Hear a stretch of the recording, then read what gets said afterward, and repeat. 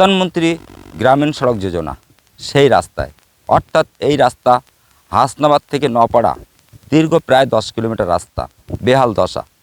এলাকার যে সমস্ত টোটো চালক, অটো চালক, এলাকার সাধারণ মানুষ, তারা যেটা দাবি করছে, দীর্ঘ 5 বছর ধরে এই রাস্তার সংস্কারের জন্য বিভিন্ন দপ্তরে, অর্থাৎ একদিকে ব্লক অফিসে, অন্যদিকে পঞ্চায়েতে, বিভিন্ন প্রশাসনের আধিকারিকের একাধিকবার তারা লিখিত জমা দিয়েছেন যে রাস্তা সংস্কার করা হোক, কিন্তু কোনোভাবেই এই রাস্তা সংস্কার হয়নি। উত্তর 24 পরগনার বসিরহাট মহকুমার হাসনাবাদ ব্লকের আলমানি গ্রাম পঞ্চায়েতের হাসনাবাদ থেকে নোয়াপাড়া পর্যন্ত প্রায় 10 কিলোমিটার রাস্তার বেহাল দশা।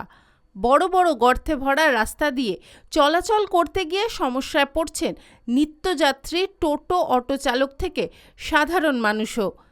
অভিযোগ, বিক্ষোভের পর ইট ফেলে গর্ত সাময়িকভাবে ভরাট করা হলেও স্থায়ী সমস্যার সমাধান মেলেনি। রাস্তার জন্য গাড়ি ঘোড়া চালাতে পারছি না। আমাদের রাস্তার যা পরিস্থিতি, গাড়ি ঘোড়া চালানো যাচ্ছে, বিরাট কষ্ট করে আমরা গাড়ি ঘোড়া চালাচ্ছি। এখান থেকে নেওয়া যাবে প্রায় নপাড়া পর্যন্ত, তারপরে গেছে একটু ভালো। 12 কিলোমিটার রাস্তা পুরো খারাপ, এরকম বিশাল খারাপ। হ্যাঁ, এটা প্রায় আজ 5 বছর ধরে খারাপ, না কোনো কাজ হয়। হ্যাঁ, তখন দিদির আমলেই ছিল আর কি, রাস্তাটা খারাপ। এখনো বিজেপি সরকার এসে এখনো আমাদের রাস্তা দিক তাকাচ্ছে। খুব খারাপ অবস্থা, এই তো 2-5 বছর এখন না, খুব একটা হয়নি।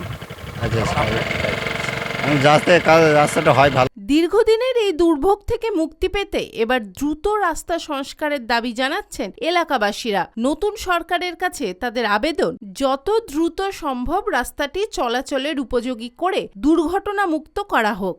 অনেক প্রশাসনের আমরা দ্বারস্থ হয়েছিলাম, কোনো রকম আমাদের পদক্ষেপ নেওয়া হয়নি। এই রাস্তা নিয়ে যেতে অনেক অ্যাক্সিডেন্ট আমাদের ঘটেছে, প্রশাসনের হস্তক্ষেপ করেছি, প্রশাসনের কাছে, বিডিওর কাছে গেলাম, কোনো রকম কিছু হচ্ছে না। এই রাস্তাটা যাতে ভালোভাবে হয়, আমরা প্যাসেঞ্জার নিয়ে যাতে পরিষেবাটা দিতে পারি, তার জন্য আমরা সরকারের কাছে একটু অনুরোধ করছি। প্রচুর ড্যামেজ হয়, এই নিয়ে যাই 60 টাকায় নিয়ে যাই, একটা রিক্সায় করতে 40 টাকা 50 টাকা নিয়ে নেয়, খোয়া ফুটে যায়। যে সমস্ত মানুষ কিন্তু সুন্দরবন থেকে আসছে, তারা বিগত এই রাস্তা দিয়ে শর্ট পথে আসার জন্য তারা কিন্তু এই রাস্তা ধরে যাচ্ছেন। একাধিক বাইক আরোহী যাচ্ছে, একাধিক দুর্ঘটনা কবলে পড়তে হচ্ছে এই রাস্তা দিয়ে।